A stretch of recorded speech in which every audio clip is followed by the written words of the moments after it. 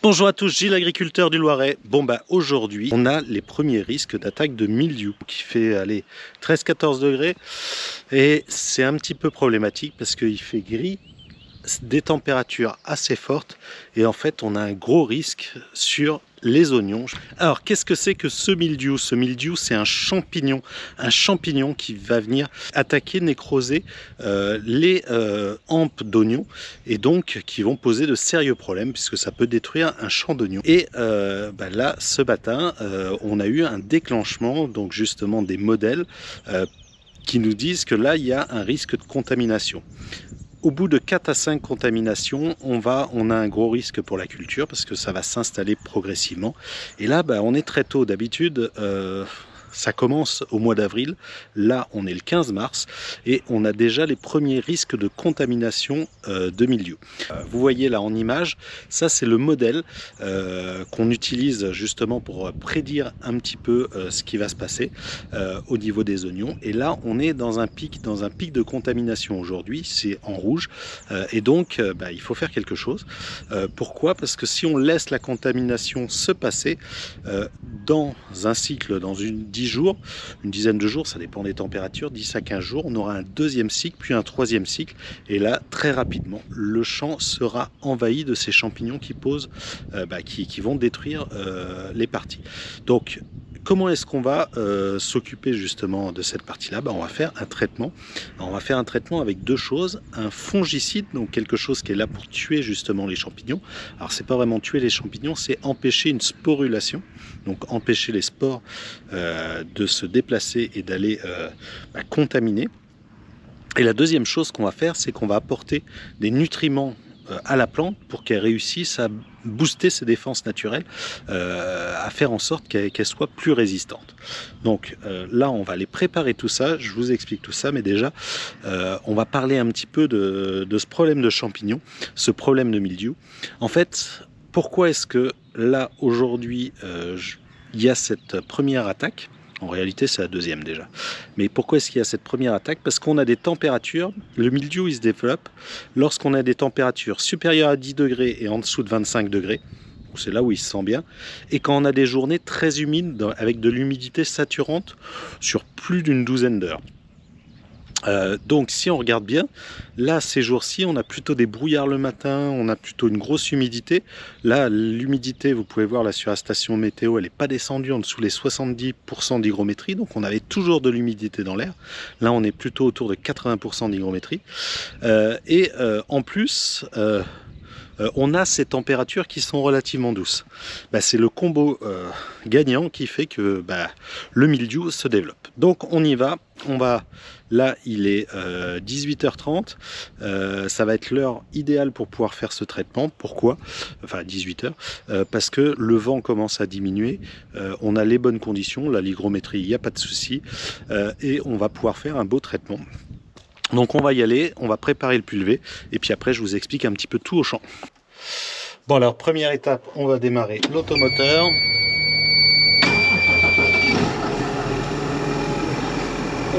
On va programmer la quantité d'eau qu'on va mettre dans le pulvérisateur. Donc là 730 litres.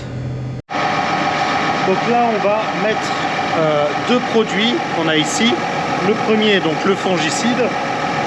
Et le deuxième, ce que je vous disais, un engrais. Alors cet engrais, je vais le mettre à 1 litre par hectare comme le fongicide. Et aujourd'hui, il contient pas mal de choses, du phosphore, du potasse, du magnésium, du zinc, de la magnésie, du cuivre et de la silice. Donc ça, l'intérêt, c'est que ça va prendre de la place sur la cuticule de notre plante et donc empêcher le mildiou de passer aussi. Donc plus la plante est bien nourrie, mieux, plus on va se défendre contre le mildiou. Ça suffit malheureusement pas. Donc c'est pour ça qu'on le complète avec un fongicide. Donc là, je vais mettre mon masque, mes gants, parce que bien évidemment ces produits-là, quand ils sont purs, c'est des produits chimiques, donc il faut se protéger. L'objectif, c'est qu'on mette 1 litre pour 10 000 m². Donc par mètre carré, on a 0,0001 litre de produit. Donc on a quelques gouttes vous allez voir, il va falloir qu'on soit très précis. Et ça, c'est l'avantage du pulvérisateur, c'est qu'on arrive à être très précis.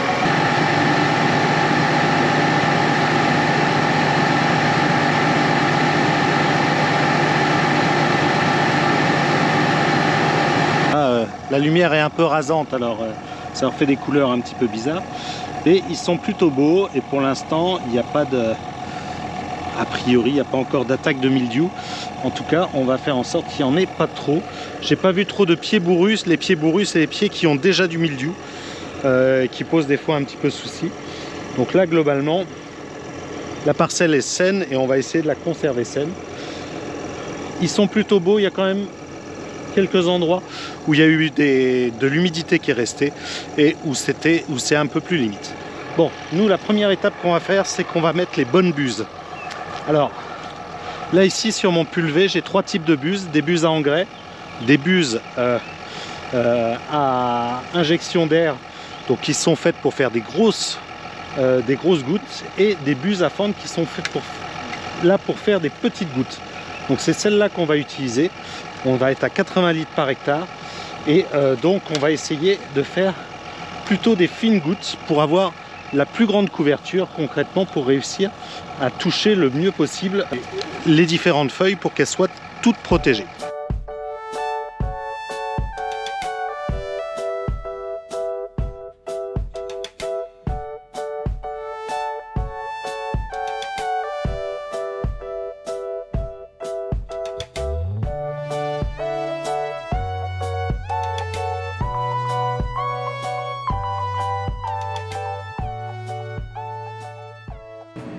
Donc là, je suis à 4 bars de pression. Alors pourquoi 4 bars de pression? Parce que je veux des fines gouttes. Je vous l'ai déjà dit tout à l'heure, il faut vraiment qu'on ait une pulvérisation propre. Donc là, ce que j'ai fait, c'est que j'ai mis un petit papier hydrosensible là dans la première passée d'oignon. Dès qu'on va être passé, on va aller chercher, on va voir un petit peu si ça fait une belle pulvérisation. Concrètement, si tout le papier est bien couvert par des impacts, et qu'on ait bien une multitude de petits impacts. C'est comme je vous disais tout à l'heure, là on va mettre 1 litre de produit par hectare. Donc on va seulement mettre 1 litre pour 10 000 m². Donc par mètre carré on met 0,001 litre de produit, enfin de chaque produit, donc ça fait 0,0002 litres de chaque produit. Donc ça fait vraiment très peu de quantité. Donc il faut que ce soit très bien réparti pour que ça puisse protéger la plante. Bon, voilà le résultat. On peut voir que ça fait plein de petites gouttelettes. Tous les points bleus, c'est une petite gouttelette. Donc ça fait des mini gouttelettes. Il n'y a pas de grosses gouttes qui dégoulinent.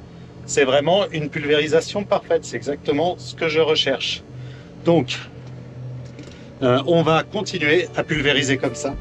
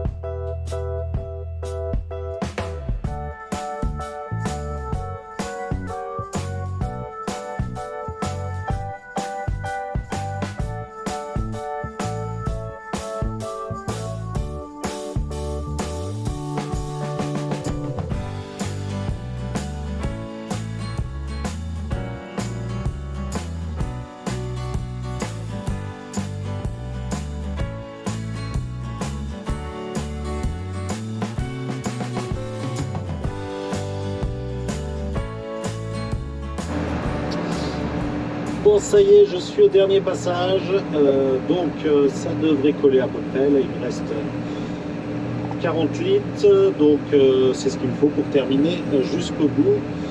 Donc ça devrait être juste bon. Donc voilà pour cette vidéo, j'espère qu'elle vous a plu, que vous avez mieux compris le pourquoi est-ce qu'on faisait tout ces traitements, en particulier sur l'oignon, là, une plante vraiment très sensible. Comment est-ce qu'on déclenchait un traitement avec le type d'OAD, donc d'outils d'aide à la décision, tel que je vous ai montré, où grâce à la météo, on arrive à voir le moment où il y a un risque de contamination. Là c'est parfait, j'arrive quasiment au bout, il me reste 9 litres.